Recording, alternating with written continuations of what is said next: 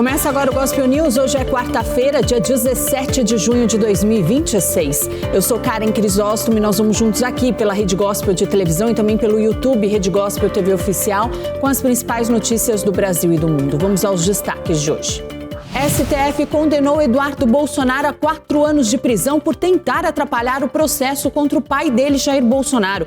Os ministros alegaram que o ex-parlamentar buscou sanções contra o Brasil nos Estados Unidos. Emissora internacional detalha documento do Acordo de Paz no Oriente Médio. E segundo esse canal, os Estados Unidos vão bancar uma compensação financeira ao Irã. Do outro lado, o regime prometeu nunca ter armas nucleares. Você vai ver também uma reportagem especial sobre a vida das pessoas mais pobres na ilha de Cuba. Tem muita gente morando em ginásios em meio a papelão e roupas velhas. A polícia de São Paulo investiga um caso no interior. Uma mulher foi encontrada degolada horas após o marido dela morrer em um acidente de carro. A polícia trabalha com a hipótese de feminicídio seguido de suicídio. E ainda, Neymar volta a campo e treina com os colegas na tarde desta quarta-feira. E é claro que você vai ver a festa dos argentinos após o show de Lionel Messi na estreia da Copa do Mundo. É daqui a pouco, às 7 horas, no Gospel News. Boa noite. O Supremo Tribunal Federal condenou o ex-deputado Eduardo Bolsonaro por tentar promover sanções norte-americanas contra o Brasil e forçar uma interferência de Washington em assuntos internos. O ministro do STF, Alexandre de Moraes, sentenciou o filho do ex-presidente a 4 anos de prisão em regime fechado. O Supremo Tribunal Federal condenou o ex-deputado Eduardo Bolsonaro por sua tentativa de promover sanções dos Estados Unidos contra o Brasil para que Washington interferisse em favor de seu pai, o ex-presidente Jair Bolsonaro. A turma, por unanimidade, condenou o senhor Eduardo Nantes Bolsonaro nos termos do artigo 344, combinado com o artigo 71 do Código Penal, a pena de 4 anos e 2 meses, nos termos do voto do relator. Também condenou a 50 dias multa, sendo cada dia multa no valor de 2 salários mínimos. Eduardo está radicado nos Estados Unidos desde 2025. O ex-deputado foi condenado pelo crime de coação contra o STF por meio de articulações junto ao governo de Donald Trump para que pressionasse em favor de seu pai. Uma atuação de um ex-deputado federal representando-se ou se colocando como representante do povo brasileiro num governo estrangeiro, atuando contra o povo brasileiro, atuando contra as instituições brasileiras, atuando contra o poder judiciário brasileiro, levando informações sigilosas, informações processuais sigilosas a autoridades norte-americanas e insistindo mesmo que isso causasse um grande prejuízo econômico, social do Brasil, insistindo na coação. 4 ministros do Supremo acolheram o argumento da Procuradoria-Geral da República, que atribui ao ex-parlamentar o crime de ameaçar autoridades judiciais e de outros poderes, ao indicar que conseguiria das autoridades americanas sanções se o processo não terminasse conforme o desejado por seu pai. Eduardo, que aspira a ser suplente de um candidato ao Senado nas eleições de outubro, também ficará inelegível para cargos públicos por 8 anos. O objetivo desse julgamento sem pé nem cabeça é apenas tirar meu nome das eleições, afirmou Eduardo em nota divulgada na rede social X. O Japão discute com o Brasil um acordo com o bloco comercial Mercosul. O presidente Lula esteve reunido com a primeira-ministra do Japão durante o encontro do G7. Lula e o presidente dos Estados Unidos, Donald Trump, posaram para a tradicional foto de família na cúpula do G7, na cidade de Evian, na França. As imagens mostram que os dois líderes não interagiram. O dia teve uma intensa agenda para Lula, que se reuniu com a presidente da Comissão Europeia, Ursula von der Leyen, e com o presidente do Conselho Europeu, Antônio Costa, para pedir a revisão das restrições a produtos brasileiros, incluindo carne e materiais siderúrgicos. Ainda nesta terça-feira, Brasil e Japão anunciaram negociações para um acordo comercial entre o país asiático e o Mercosul. A informação consta em uma nota conjunta divulgada pela chancelaria brasileira após uma reunião entre os líderes dos dois países na França. Lula se reuniu com a primeira-ministra japonesa, Sanai Takaichi, durante o encontro de cúpula de líderes do G7.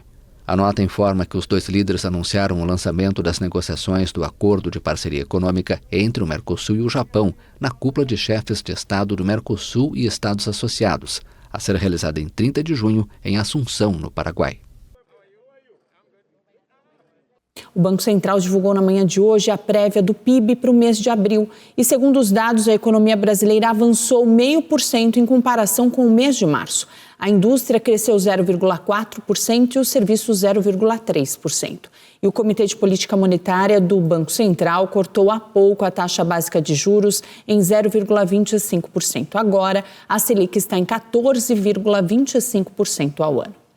E uma emissora de televisão internacional disse hoje que o acordo para o fim da guerra no Oriente Médio inclui garantias por parte de Teherã para nunca ter armas nucleares e uma compensação financeira dos Estados Unidos. O presidente Donald Trump afirmou que se os iranianos não se comportarem, os Estados Unidos vão voltar a bombardear o território.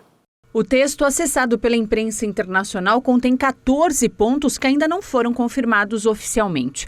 Segundo os termos do acordo, os Estados Unidos vão permitir que o Irã venda o petróleo e produtos petroquímicos. E Teherã poderá ter acesso a um fundo de desenvolvimento de 300 bilhões de dólares se cumprir os compromissos relacionados ao seu programa nuclear em negociações futuras. A agência de notícias iraniana semi-oficial Tasnim classificou as versões vazadas da minuta como imprecisas. De acordo com a emissora internacional, os Estados Unidos devem suspender o bloqueio naval e impedir qualquer interferência ou obstrução contra a República Islâmica do Irã. O texto pede ainda que a gestão Trump restabeleça o tráfego no Estreito de Hormuz em um prazo máximo de 30 dias. Além disso, o acordo também prevê que os Estados Unidos retirem todos os tipos de sanções contra o Irã. Do lado iraniano, o texto afirma que Teherã se compromete a jamais produzir armas nucleares. Nesta quarta-feira, Donald Trump afirmou que a guerra contra o Irã ainda pode voltar, caso eles não se comportem. O FBI disse que frustrou um possível ataque durante evento de MMA que aconteceu na Casa Branca no último final de semana. Segundo as autoridades, os suspeitos planejavam sobrevoar a Casa Branca com drones carregados de explosivos. O FBI frustrou um possível ataque ao evento de MMA realizado no fim de semana na Casa Branca, do qual participaram o presidente Donald Trump e outras autoridades, afirmou nesta terça-feira o diretor da agência, Kash Patel. O plano incluía o uso de drones e atiradores de elite, confirmaram o Departamento de Justiça e o FBI. O departamento anunciou acusações contra 5 homens, com idades entre 19 e 32 anos, segundo um comunicado. De acordo com as autoridades, os suspeitos planejavam sobrevoar a Casa Branca com drones carregados de explosivos durante a luta para forçar a saída das pessoas e atirar contra o que consideravam alvos de alto valor entre o público. O FBI, nossos parceiros das forças policiais e nossos promotores fizeram o que fazem todos os dias para manter os Estados Unidos em segurança, por meio da sua rápida resposta e vigilância para investigar o suposto complô e detê-lo antes que fosse executado, declarou o procurador-geral Todd Blanche, citado no comunicado. Graças à rápida atuação do FBI, de nossos parceiros e do Departamento de Justiça em uma operação que abrangeu vários estados, várias pessoas estão agora sob custódia e os ataques supostamente planejados foram interrompidos antes de acontecer, escreveu Kash Patel na rede social X. Um avião de pequeno porte caiu em uma rodovia do estado do Texas, nos Estados Unidos, e com 6 pessoas a bordo. Segundo as autoridades locais, uma pessoa morreu. As causas do acidente ainda não foram esclarecidas. A empresa espanhola Repsol assinou um acordo para explorar um campo de petróleo na Venezuela.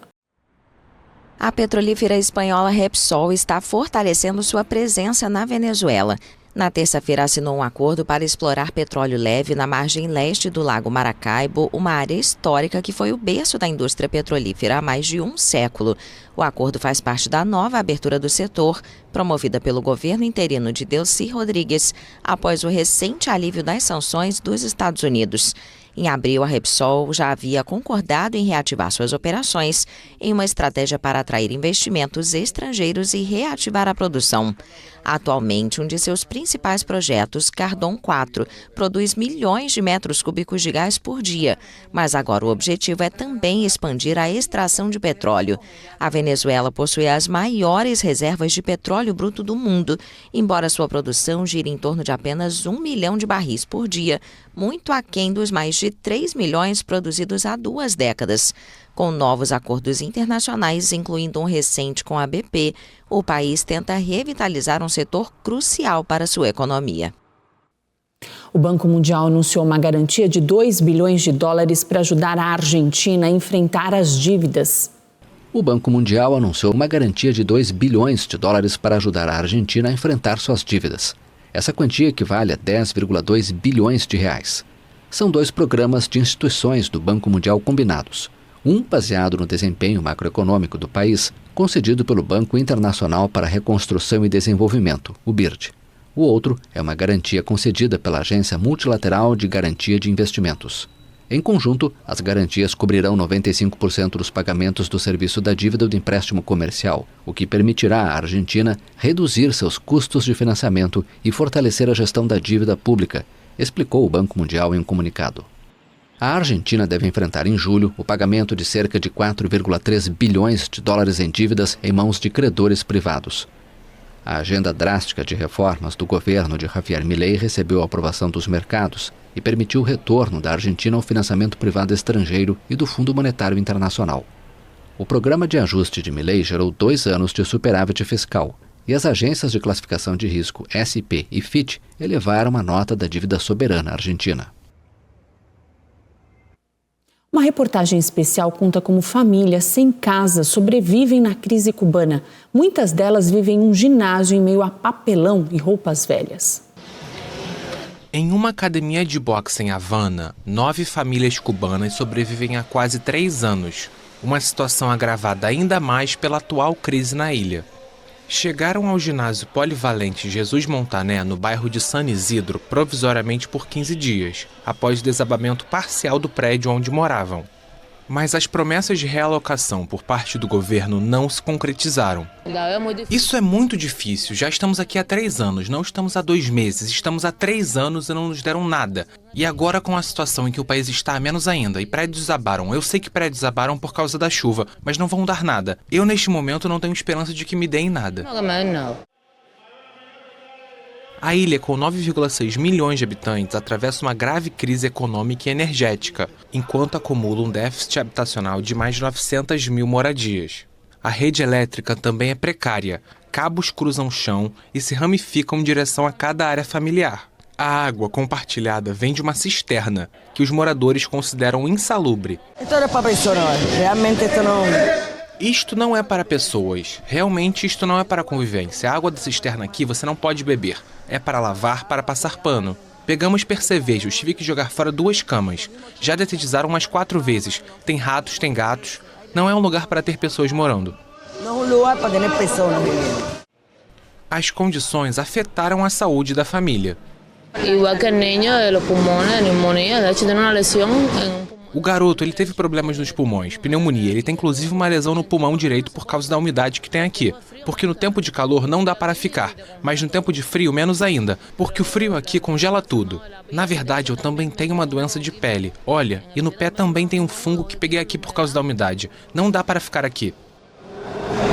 Não se pode estar aqui. Debaixo do telhado de zinco do ginásio, o calor é sufocante.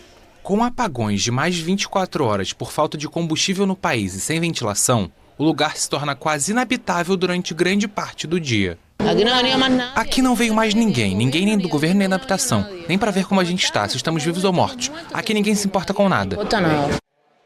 Apesar do caos diário e das condições absurdas, os atletas treinam quase alheios às famílias que vivem entre eles. E no próximo bloco, mulher é encontrada degolada após marido morrer em acidente. E homem é preso suspeito de matar cunhado com golpes de pedra e 18 facadas no Rio de Janeiro.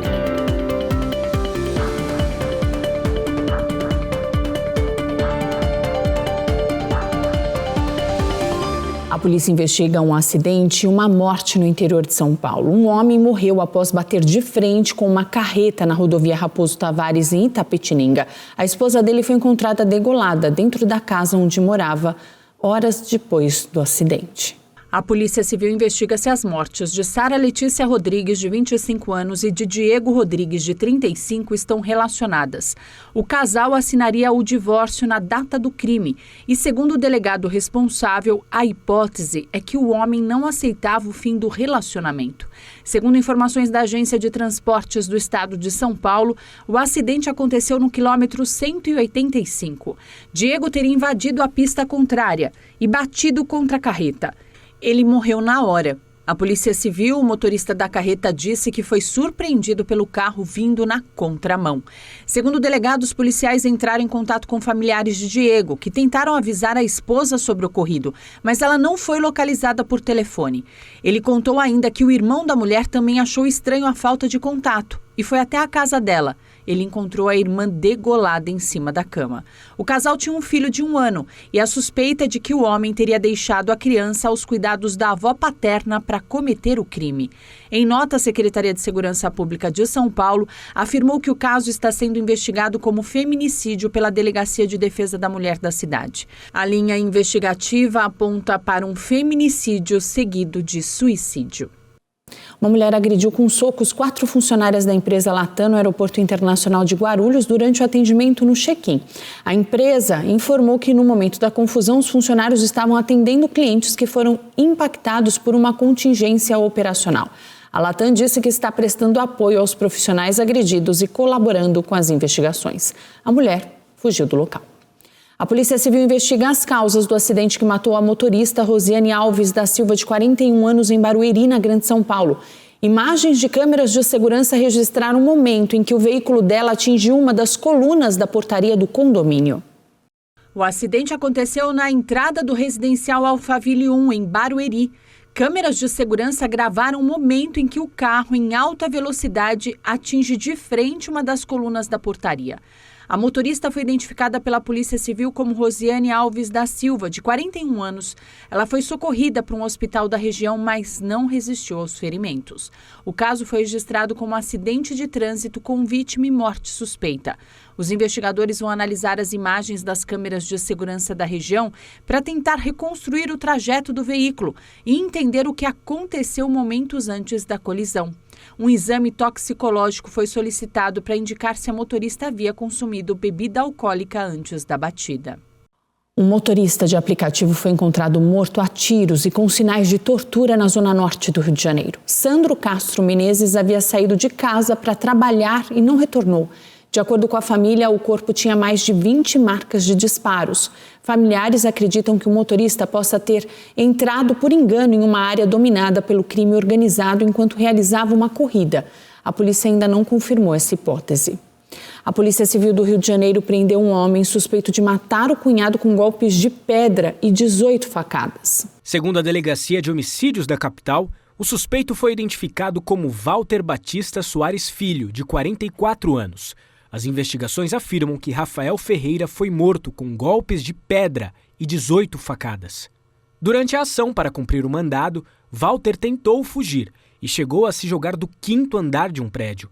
Ele foi socorrido e está internado no Hospital Municipal Albert Schweitzer.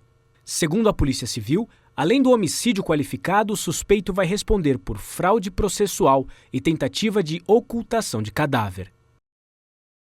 A seguir, um tesouro de mais de 1000 anos é destruído no Peru e as estreias de Argentina e França na Copa do Mundo.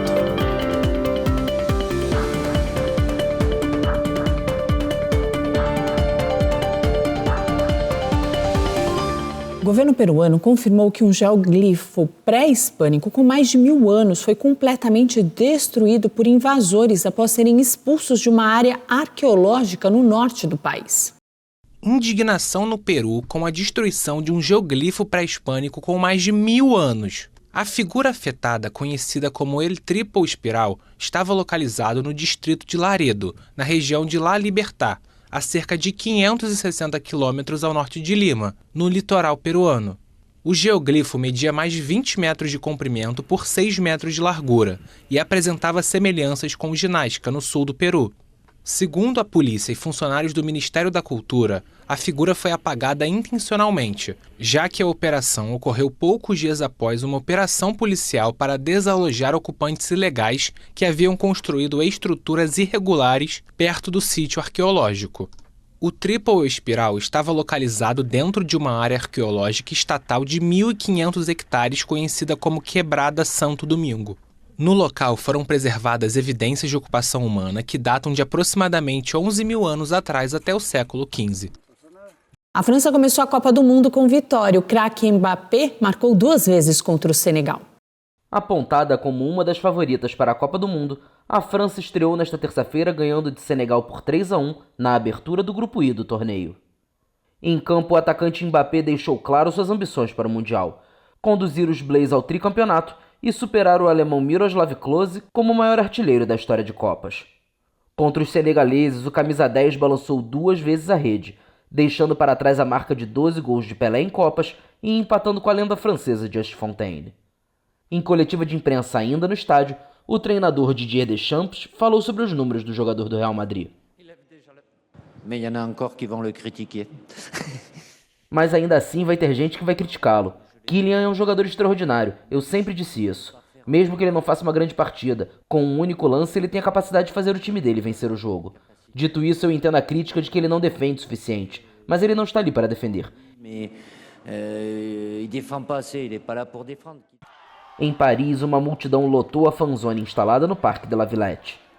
O resultado animou os franceses para a sequência da Copa do Mundo. O Mbappé não estava no seu melhor primeiro tempo. Perdeu várias chances. Ele realmente perdeu várias chances. No segundo tempo, vimos um jogador completamente diferente. Quando o Mbappé joga bem, a vitória da França é garantida.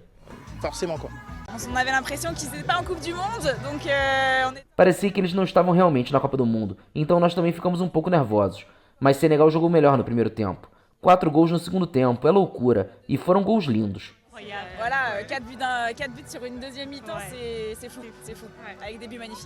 A França segue sua caminhada em busca do sonhado tricampeonato na segunda-feira contra o Iraque, às 18 horas, horário de Brasília. E quem também fez uma estreia de gala foi a Argentina. O craque Lionel Messi marcou 3 vezes e se tornou o maior artilheiro da Copa do Mundo. Lionel Messi, o maior artilheiro da história das Copas. O camisa 10 marcou um hat-trick histórico na vitória por 3-0 da Argentina sobre a Argélia na estreia do Grupo J do Mundial. Com os 3 gols, o atacante do Inter Miami chegou a 16 em Copas do Mundo, igualando a marca do alemão Miroslav Klose. Aos 16 minutos, pouco depois de ter um gol anulado por impedimento, La Pulga abriu o placar com um bonito chute da entrada da área. No segundo tempo, McAllister arriscou um arremate de fora da área e Lucas Zidane, filho da lenda francesa, não segurou a bola, que sobrou limpa para Messi empurrar para o gol de pé direito.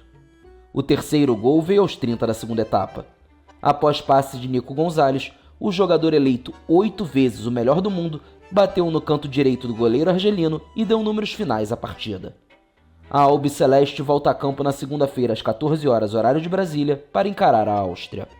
Os argelinos enfrentam a Jordânia mais tarde, à meia-noite.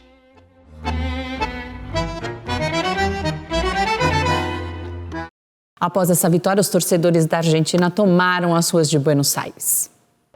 Fantástico, fantástico, impressionante, inimaginável, impensável. Realizamos um sonho lindo, lindo. A Argentina teve uma estreia inesquecível na Copa do Mundo de 2026. O craque Lionel Messi balançou a rede 3 vezes contra a Argélia na partida disputada no Kansas. A muitos quilômetros dali, na capital argentina, Buenos Aires, a torcida foi à loucura.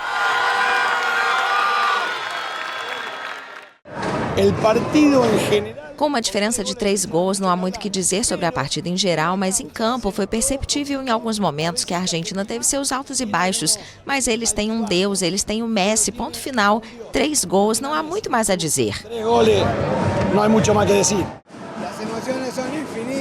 As emoções são infinitas, sabe o que quero dizer? Porque o grande capitão é incrível, todo mundo acha que acabou, mas Messi nunca acaba e, além disso, todos os seus companheiros de equipe são jogadores fenomenais. Ele é o maior jogador da seleção argentina, cara.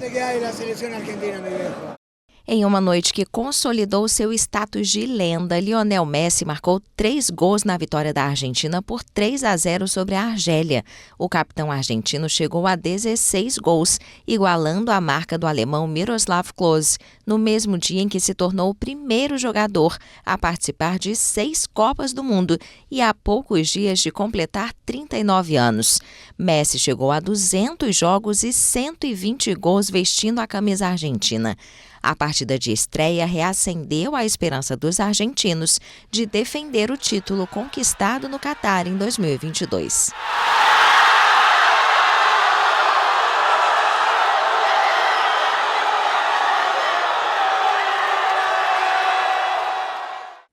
E na manhã de hoje, o craque Neymar voltou a treinar com os companheiros da seleção. E na entrada em campo, é claro, ele chegou a brincar com os jornalistas e perguntou se eles estavam com saudade. Neymar também foi aplaudido pelos atletas e passou por uma espécie de batismo. A seleção brasileira se prepara para enfrentar o Haiti na próxima sexta-feira, às 9h30 da noite. O Gospel News desta quarta fica por aqui. A todos uma noite abençoada. Amanhã a gente está de volta com as principais notícias do Brasil e do mundo. Até lá.